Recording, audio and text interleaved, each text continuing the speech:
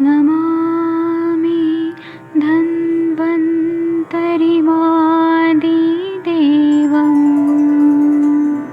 सुरासुरैर्वन्दितपादपद्मम् लोके जरामृत्युनाशम्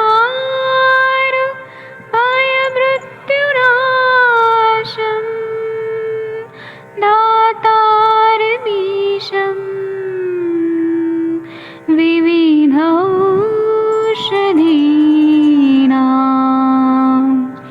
शङ्खं चक्रं जलौकां दधतं मृतघटं चारुतोर्भिश्चतुर्भिः सूक्ष्मस्वच्छादिरुद्यं शुकपरिविलसन्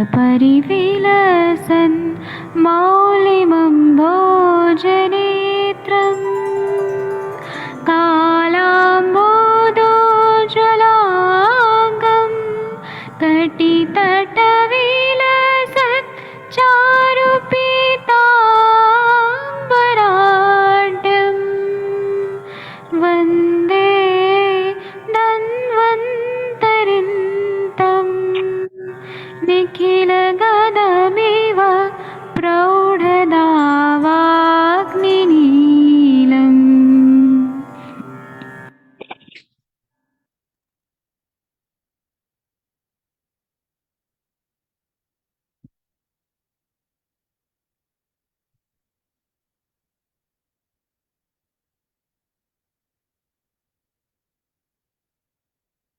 नमस्कार आप सभी को, गुड मॉर्निंग, सुप्रभात। मैं शेयर स्क्रीन का ऑप्शन दे रहा हूँ और मैं वो होस्ट भी बना रहा हूँ। आप सबका प्रणाम, नमस्कार। आज हम आगे शोध चिकित्सा पे चर्चा करेंगे। मोनिका मैडम जी आप भी को होस्ट हैं और वंदना मैडम जी आप भी को होस्ट हैं। और यहाँ पर अभी तो वैद्य अरविंद पाठक जी भी दिख रहे थे, पता नहीं वो लीव हो गए। चलिए कोई बात नहीं। जी तो आगे का हम सूत्र कंटिन्यू करें, अगर शेयर कर दें तो जी।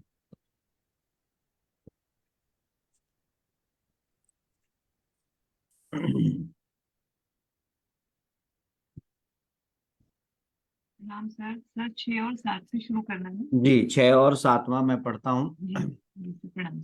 बहुत ही बढ़िया सूत्र है ये। सर हर आद्रक बार चैप्टर नंबर और जरूर बोल दिया करिए, क्योंकि कुछ लोग नए भी जुड़ते हैं ना, जी जी तो ये उनको नहीं चैप्टर पता नंबर होता। 17 है, अष्टांग हृदय चिकित्सा स्थान अध्याय 17। और इसका हमने इससे पहले 5वां सूत्र कर लिया था। मैं अनुरोध करता हूं कि आप जो लोग यहाँ पर फेसबुक पे देखते हैं या फिर यूट्यूब पे देखते हैं या फिर आप ग्रुप में हैं तो रेगुलर ज्वाइन करें 7 बजे सुबह। डिसिप्लिन होनी चाहिए अपनी लाइफ में। तो मुझे उम्मीद है कि जो लोग आज भी नए आए हैं वो आज से ही सही, कम से कम शुरुआत आज से ही करें और रोज जुड़ें।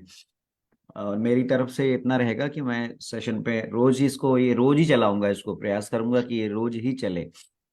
चलिए मैं पढ़ता हूँ छठा सूत्र। आद्रकम व समगुणम प्रकुंचार्ध विवर्धितम परम पंचफलम मासम यूष क्षीर रसाशनः गुल्मोदरार्सः स्वयतु प्रमेहान श्वास प्रतिश्याल अलसक विपाकान सकामला शोष मनोविकारान कासम कफम चैव जयत प्रयोगः। यहाँ पे कहते हैं कि अदरक को, अदरक यानी कि सूखी अदरक, सौंठ को समान मात्रा गुड़ के साथ मिलाकर खाएं और इन दोनों को आधा पल मात्रा में प्रतिदिन बढ़ाएं। कल इस पर चर्चा हो गई थी। जब 5 पल हो जाए तो बढ़ाना बंद कर दें। इसी प्रकार 1 मास तक करें। ये वर्धमान क्रम में बढ़ाएं और इसके खाते समय, जैसा कि कल है ये, तो यूष, दूध और मांसरस का भोजन करें। यह प्रयोग गुल्म, उदर, अर्श, शोथ, प्रमेह, श्वास प्रतिशय, अलसक, अविपाक, कामला, शोष, मनोविकार और कास एवं कफ को शांत करता है। तो इस पे कल शायद चर्चा हो गई थी। यहाँ पे शायद कल अंजना मैडम ने बहुत अच्छी चर्चा करनी थी, वो समय का अभाव था, पर आज शायद वो नहीं है तो हम उस चर्चा को आगे बढ़ा सकते थे।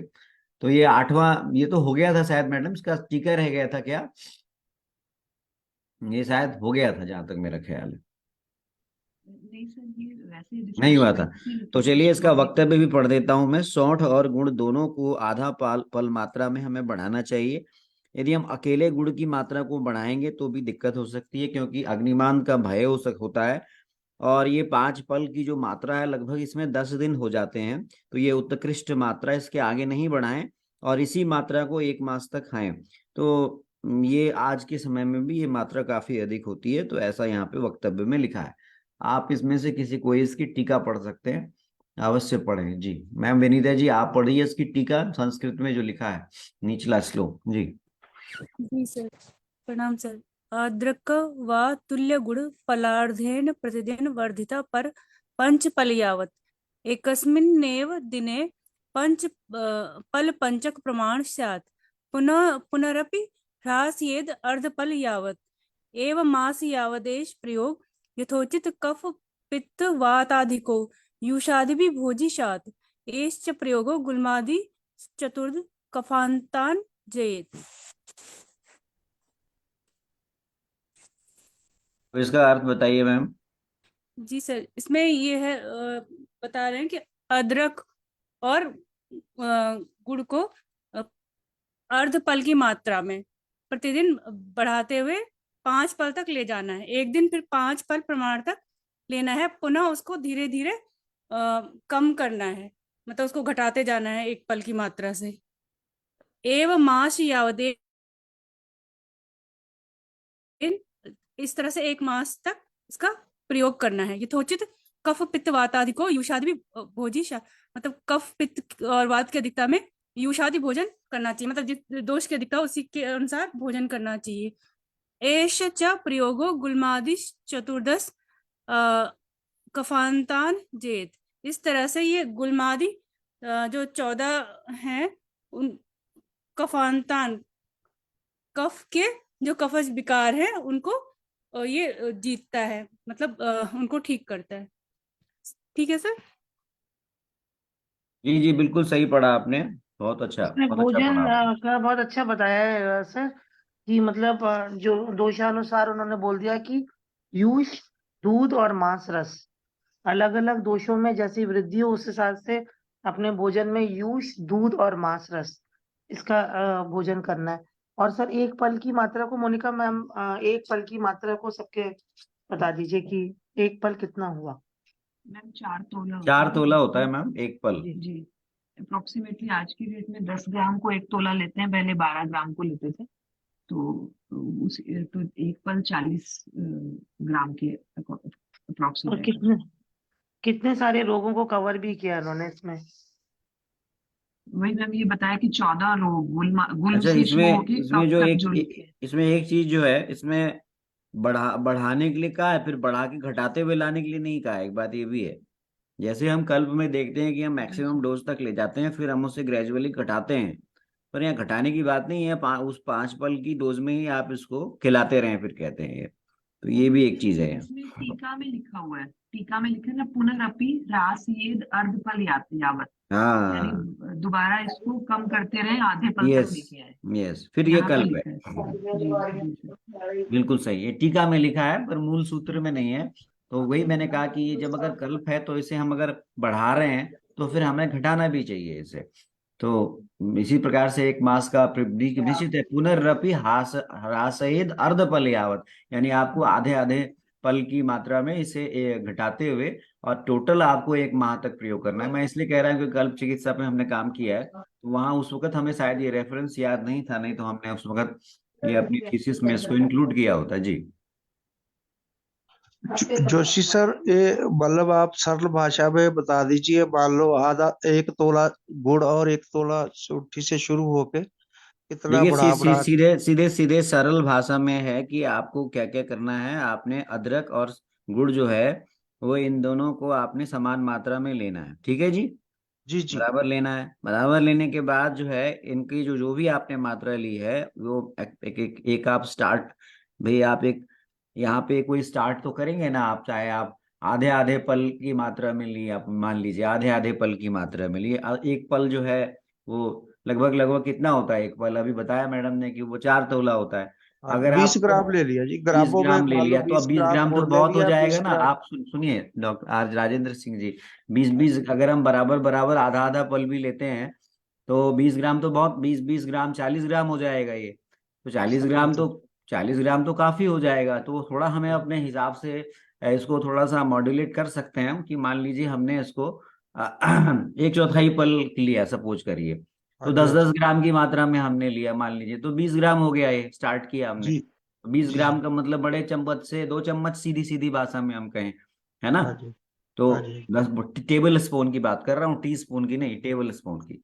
हाँ जी। तो 10 ग्राम से आपने स्टार्ट किया और फिर आपने बढ़ाते चले गए उसको, तो आप 5-5 ग्राम बढ़ाइए ना, आधा कर दीजिए उसका, है ना। सत बचत, ठीक है जी। हाँ, आधा आधा बढ़ाते जाइए, और बढ़ाते बढ़ाते बढ़ाते जो मैक्सिमम आप जो है वो इसमें लिखा है कि जब आप इसको पहुंच जाए 5 पल, 5 पल, अब 5 पल 200 ग्राम।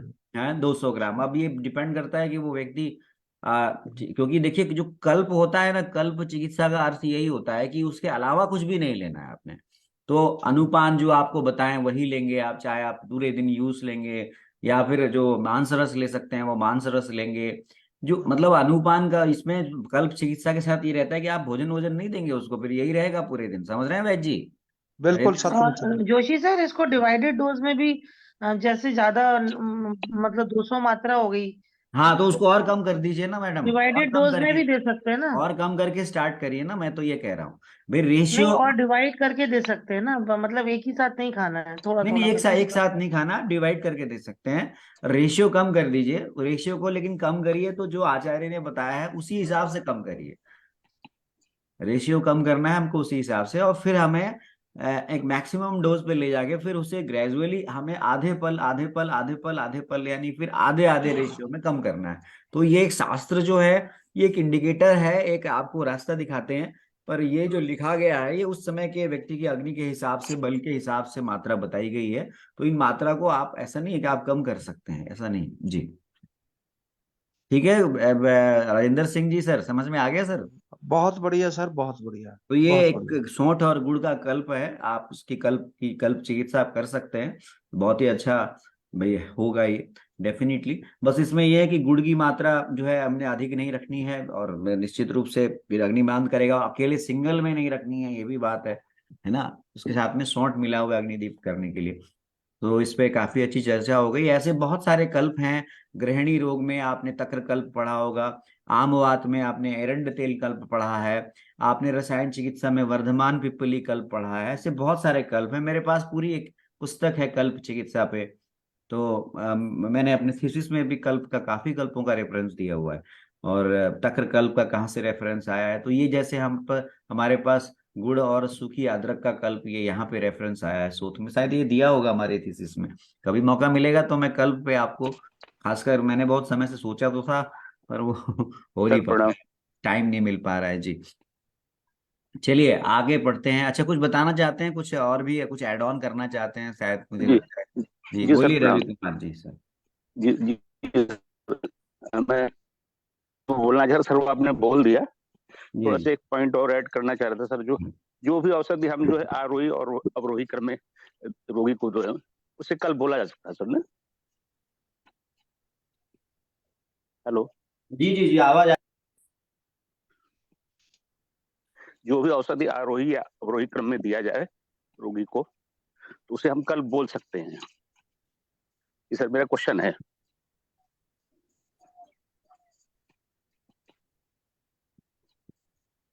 जोशी सर की आवाज नहीं आ रही है, रवि सर।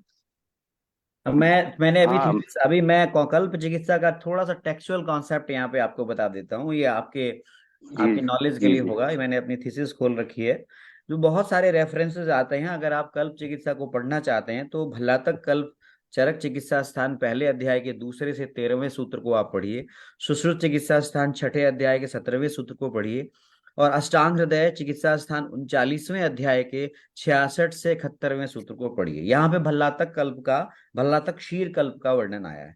इसी प्रकार से वर्धमान पिप्पली कल्प जो मैंने कहा, आपने पढ़ा भी है, चरक चिकित्सा स्थान पहले अध्याय के 3रे सूत्र से 36 से 40वें सूत्र में आया। नागबला कल्प, सुंठी कल्प, मंडूक पर्णी कल्प, मुलेठी कल्प, ये सब चरक चिकित्सा स्थान 12वें अध्याय के 91 से 92वें सूत्र में आई है। एक दुग्ध कल्प भी है, इसका भी संदर्भ चरक चिकित्सा स्थान 13वें अध्याय के 91वें सूत्र में आया। जो लोग इंटरेस्ट रखते हैं आयुर्वेद की संहिताओं में, उनके लिए ये रेफरेंस काम आएगा। केवल आम्लक रसायन कल्प नाम का कल्प चरक संहिता चिकित्सा स्थान पहले अध्याय के तीसरे सूत्र से 92वें सूत्र में आया है।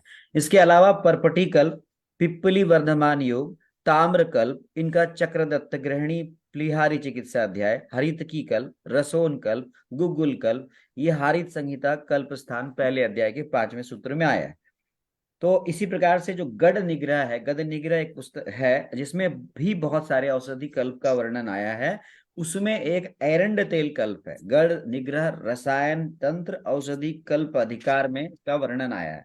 तो ये कल्प चिकित्सा का थोड़ा सा, और ये आपने जो कल्प देखा जो सौंठ और गुड़ का कल्प, ये हमारे अष्टांग हृदय चिकित्सा स्थान अध्याय 17वें के संदर्भ नंबर अभी आपने जो पढ़ा 6ठे और 7वें सूत्र में ये आया है। तो मैंने आपको थोड़ा सा आपका जो है वो कल्प चिकित्सा के बारे में कुछ रेफरेंसेस मैंने आपको दिए, क्योंकि मेरे पास सब चीजें खुली रहती है तो इसलिए हमने वो सब चीजें आपके सामने दी। जी, तो मुझे थैंक यू लगता है सर, बहुत जी, अच्छा बता दिया आपने। इसको इसमें सर क्या होता है कि ये जो स्क्रीनशॉट डाल दीजिएगा ग्रुप में। कंसेप्चुअल जो काम होता है, कंसेप्चुअल काम काफी मेहनत से किया जाता है, जिस समय भी किया गया, लेकिन वहां पर ये रेफरेंस शायद छूट गया था। तो उस वक्त हमें शायद ये रेफरेंस, शायद हमने अष्टांग हृदय का ये रेफरेंस भी हम उसमें ऐड कर सकते थे। तो ये बहुत ही अच्छा है, तो मैं डाल दूंगा आपको ये ग्रुप में। मेरी थीसिस का कल्प ये है। हमारे गुरुजी काफी कल्प कराते थे और उनसे ही हमने सब कुछ सीखा है, अपना पंचकर्म जो है और आयुर्वेद जो है, जिसकी वजह से मैं थोड़ा बहुत जो भी चिकित्सा कर पाता हूँ वो उन्हीं की कृपा है, उन्हीं का मार्गदर्शन है। तो ये कल्प का सर वो वर्णन, एरंड का बहुत बताते हैं ना, जी जी, ये निगम एरंड सर। का तेल का कल्प का साथ में जो है, मैंने तो पहले भी बताया कि एरंड तेल का प्रयोग काफी लोग वहां पे करते हैं। वो केवल नित्य जो है उसको अपने औषधि अपने पर्चे पे भी रखते हैं, पर सर जो थे हमारे वो विरेचन में जहाँ पे इसका प्रयोग करते थे, और इसीलिए उन्होंने एक स्टडी करवाई थी जब जानबूझ करके कि भाई देखें कि एरंड तेल अगर हम सिंगली इसको देते हैं तो कल्प के रूप में तो कितना प्रभावी है, और विरेचन देते हैं विरेचन के रूप में हम इसको अन्य औषधियों के साथ देते हैं तो कितना प्रभावी है। तो ये पाया गया कि विरेचन ज्यादा प्रभावी है इन कंपैरिजन टू द कल्प, एरंड कल्प। तो मैंने परपटी के कल्प का प्रयोग करते हुए देखा है। फॉरेस्ट के फॉरेस्ट ऑफिसर थे, वो बहुत ही ज्यादा ग्रहणी क्या कह सकते हैं हम, संग्रहणी रोग से पीड़ित थे। तो वो आते थे साल में एक बार और 1 महीने तक वो एडमिट होते थे और केवल तक्र और तक्र पर ही रहते थे। स्थिति ये होती थी, परपट्टी के साथ में तक्र, परपट्टी कल्प और तक्र, स्थिति ये होती थी कि जब उनके शरीर के हर पोर पोर से तक्र निकलने लगता था, और वो उसके बाद चूंकि उनको पूरी महीने पूरे सालों भर तक आराम रहता था, तो वो अपना ये कल्प करवाने के लिए वहां पर आते थे। बाकी सुविधाएं सब होती थी, कॉटेज टाइप का उनको दिया जाता था पूरा, और पूरा ख्याल रखा जाता था उनको, डाइट्स वगैरह सप्लीमेंट्स वगैरह सब। लेकिन कल्प के दौरान जो है पूरा पूरा एक तरह से उनको जो उसके जो बताए गए विधि है उसी विधि से दिया जाता था। ये मैंने अपने आंखों से देखा है, और वो काफी लोग वहाँ कल्प चिकित्सा कराने के लिए आते थे। जी, सर ये कहाँ पर आते थे? ये उज्जैन की बात कर रहा हूँ मैंने जी जी। जो गवर्नमेंट आयुर्वेदिक कॉलेज है उज्जैन, मैंने गवर्नमेंट से ही पढ़ाई करी है, बीएमएस एमडी सब मेरा गवर्नमेंट से हुआ है। तो वहाँ पे हमने काय चिकित्सा विषय में, वहाँ पे प्रोफेसर निगम थे। मेरा सिलेक्शन और भी जगह हुआ था, एनआईए में भी हुआ था, लेकिन मेरे को पंचकर्म में ही करना था और मुझे प्रायोगिक करना था, थियोरेटिकल काम नहीं करने थे। तो मैंने निगम सर थे वहाँ पे, इसलिए मैंने सर के अंडर में एमडी करने के लिए मैं वहाँ गया। हालांकि मेरा राष्ट्रीय आयुर्वेद विद्यापीठ में भी चयन हो गया था, हरियाणा में भी मैं लोक सेवा आयोग से चयनित हो गया था, लेकिन क्लिनिकल जो सर का था, निगम सर का, वो एक्सीलेंट था, जिन्होंने 6 महीने भी सर के साथ बिताए हैं, मैं तो 3 साल बिताए हैं मैंने। तो वो उनका भी पंचकर्म और क्लिनिकल साइड इतना स्ट्रांग हो गया। कुछ ही गुरु ऐसे होते हैं जो अपने स्टूडेंट्स को एक्सपोजर देते हैं या आगे आगे बढ़ाते हैं, तो ऐसे उन गुरु में प्रोफेसर निगम सर का भी नाम आता है। और जी, सर वो आज भी तुरंत कॉल उठाते हैं अगर पंचकर्म में कहीं कोई दिक्कत आए तो। अगर उनको बात करें, उन्होंने हम लोग के शुरू में आपने सर क्लासेस कराए थे उनके, और वो उनके आज भी। 195 जी 195 लेक्चर्स हुए हैं। तो यहाँ स्वप्निल जी अगर सुन रहे होंगे मेरी बात, तो मैं उनसे रिक्वेस्ट करता हूँ कि स्वप्निल जी उन सभी लेक्चर्स को फेसबुक से आप डाउनलोड करके उसे यूट्यूब पर डाल दें, तो हम उसका एक प्लेलिस्ट बना लेंगे। मेरे पास समय नहीं रहता है, स्वप्निल जी को मेरी शायद ये मैसेज पहुंच जाएगा। तो हमारे जो और भी जो ऑडियंसेस हैं, 195 उन्होंने मुझे बताया कि मैंने अपने पूरे जीवन का सार जो है नवीन जी आपको आयुष दर्पण पे दे दिया है। तो हमें हमारे भी कर्तव्य बनता है कि हम उसको जो है वो अपने सहज के रखें, क्योंकि उम्र बढ़ती जाती है, व्यक्ति धीरे धीरे जो है एफिशिएंसी भी कम होती है, हमारी भी कल को कम होगी, सबकी कम होगी, लेकिन सर जो ये उनकी एफिशिएंसी कम नहीं है, पर वो उन्होंने वो थोड़े स्पिरिचुअली अपने आप को अपलिफ्टेड है, तो हाँ और दूसरी चीजों में उन्होंने अपना मतलब वो किया हुआ है।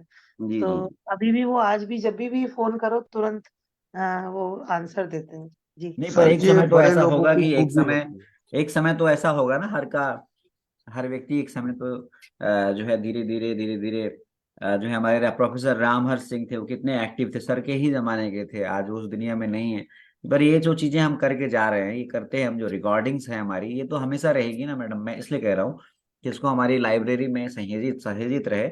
अब फेसबुक में क्या होता है कि पीछे स्क्रॉल करके लोग नहीं देख पाते हैं, तो यूट्यूब में अगर प्लेलिस्ट बनी रहेगी तो लोग आसानी से देख लेंगे, मेरा ये कहने का मतलब। जी जी जी अरे बहुत बढ़िया सर, बहुत बढ़िया। जैसे मैडम ने बताया ना, जो जो बड़े लोग होते हैं ना, जो ऐसे नहीं जो पैसे में बड़े होते हैं, जो गुणों से भरे होते हैं, उनकी यही खूबी होती है। वो अगर वो बिजी भी हो तो बैक वापस फोन करते हैं।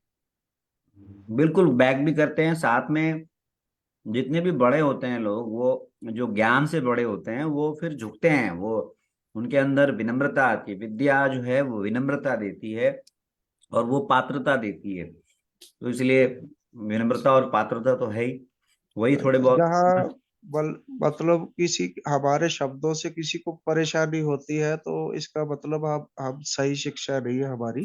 जी जहाँ हम खड़े, वो जगह सज जाए।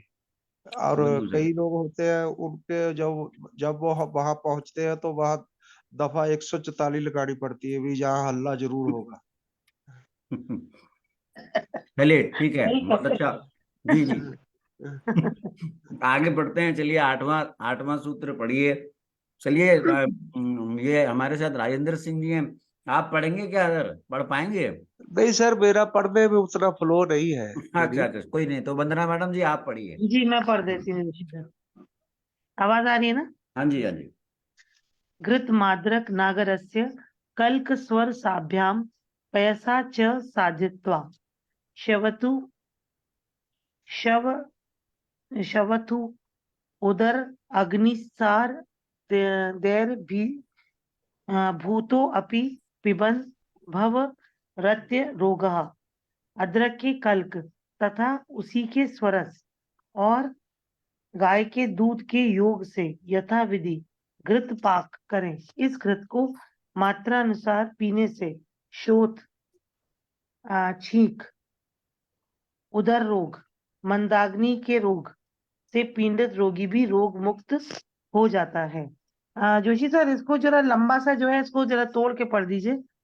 जी जी, शवत यहाँ पे कहा गया है, घृतम आदरक नागरस्य कल्कः स्वरासाभ्याम पयसः च साधयित्वा। कहते हैं कि अगर आप घृत मतलब अदरक सोंठ के कल्क और स्वरुस में दूध के साथ जो है सिद्ध किए हुए घृत को अगर आप प्रयोग करते हैं, सासिद्धित करते हैं, तो यह स्वयथु, छवथु और उधर अग्निसादे। अग्निसादे का अर्थ यह है कि अग्निमांद जैसी स्थिति में कितना बढ़िया, अगर आप तोड़ तोड़ के पढ़ते हैं तो आप भी संस्कृत के विद्वान बन सकते हैं। हम लोग कोई संस्कृत के विद्वान नहीं है, हमारी जो लैंग्वेज है वो तो हमने अंग्रेजी या हिंदी में पढ़ा, पर प्रयास करने सब होता है। रा अमिभूतो अपि पियन भवत्य रोगे, और अगर आप इसका पान कराते हैं तो इन सभी रोगियों में रोगी जो पीने वाला है वो निरोगी हो जाता है। ये इसका अर्थ है मैडम, आठवां। जी जी। अब इसकी और संस्कृत उन्होंने टीका जो है, आज जो है विनीता मैडम जी, आप जो है आपने आज कुछ नहीं पढ़ा है तो आपको पढ़ना चाहिए आज इसकी टीका। जी सर पढ़ूं? हाँ जी, पढ़िए ना, इसकी पढ़िए।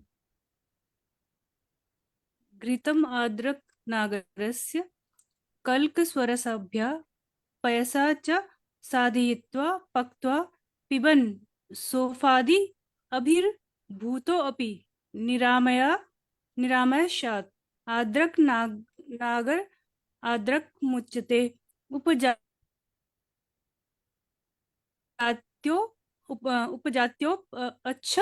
अच्छंद सिके घृते। घृत अदरक और नागर। इसका मतलब सर घृत अदरक और नागर बोला है तो इसका मतलब दुगना होना चाहिए ना, नागरस्य कल्क मतलब अदरक का कल्क, घृत अदरक और अदरक का कल्क और उसी के स्वरस से पैसा च साधिता, दूध को साधित करना है या पकाना है। पिबन सोफादि अभिभूतो मतलब इसको पीने से सोफादि जो होते हैं वो समाप्त हो जाते हैं, निरामय शात कम हो जाते हैं और निरामय हो जाता है, रोगी निरामय हो जाता है। आद्रक नागर आद्रक समुच्यते, अदरक नागर और अदरक को एक साथ बोला गया है। उपजात्यो अपछंदिते वृत्ते, यहाँ पे सर मतलब ये शायद व्याकरण है जो यहाँ पे कहा गया कि इसको दोबारा कहा गया है, तो वो कुछ ये है उपजात्यो उपछंद।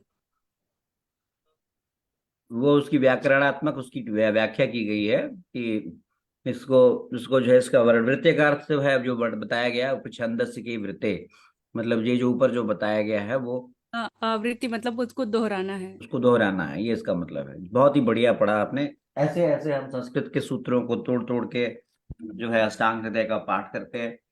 इतना बढ़िया पाठ है, 7:29 भी हो गए। तो हम अगला सूत्र जो है वो 9वां और 10वां हम कल करें। और आज मोनिका मैडम जी आप पुनः जो है इस सत्र का समापन करें जी।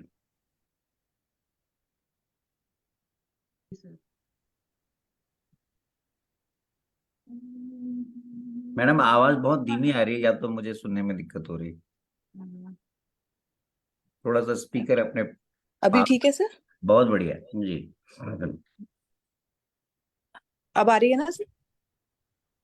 आ रही है मैम? अच्छी आ रही है, जी बढ़िया आ रही है। जी जी जी जी। मैम आ रही ओम भूर्भुवः स्वः तत्सवितुर्वरेण्यं भर्गो देवस्य धीमहि धियो यो नः प्रचोदयात्। ओम भूर्भुवः स्वः तत्सवितुर्वरेण्यं भर्गो देवस्य धीमहि धियो यो नः प्रचोदयात्। ॐ भूर्भुवः स्वः तत्सवितुर्वरेण्यं भर्गो देवस्य धीमहि धियो यो नः प्रचोदयात्।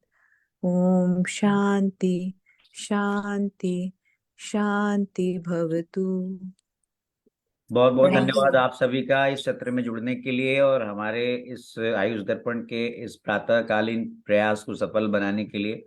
आप सभी को प्रणाम। आप सबका दिन शुभ हो। नमस्कार। नमस्कार।